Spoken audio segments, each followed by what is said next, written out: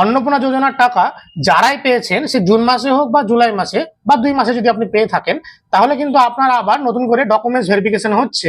কারণ হচ্ছে যদি আপনি অযোগ্য হন তাহলে কিন্তু আপনার টাকা আর পরের মাস থেকে ঢুকবে না, সেই জন্য কিন্তু আপনার ভেরিফিকেশন হচ্ছে। তো এই ভেরিফিকেশনটা করার জন্য কি কি ডকুমেন্টস লাগছে?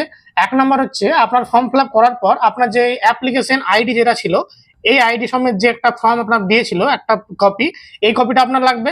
এটার সঙ্গে আপনার লাগবে হচ্ছে আধার কার্ড, তারপর হচ্ছে আপনার ভোটার স্লিপ যদি থাকে তো ভোটার স্লিপ, আর না হলে ভোটার লিস্টের পাতা, আর না হলে ভোটার কার্ড, যে কোনো একটা দিবেন তাহলে আপনার হবে। এবং হচ্ছে আপনার আপনার যে পঞ্চায়েত হোক বা আপনার আইসিডিএস কর্মী যারা আছে তাদের কাছে একটা আপনার বেনিফিশিয়ারি লিস্ট আছে, সেই লিস্টে গিয়ে আপনার নাম আছে কি নেই সেটা একবার চেক করে নেবেন। এবং আপনার এই যে ডকুমেন্টস গুলো আপনার বললাম, এই ডকুমেন্টস গুলো কিন্তু আপনাকে যিনি আইসিডিএস কর্মী আছে তার কাছে গিয়ে লাগবে আপনাকে। যদি আপনার প্রয়োজন হয় তাহলেই কিন্তু আপনাকে ডেকে আপনার কাছে ডকুমেন্টস নিতে পারে।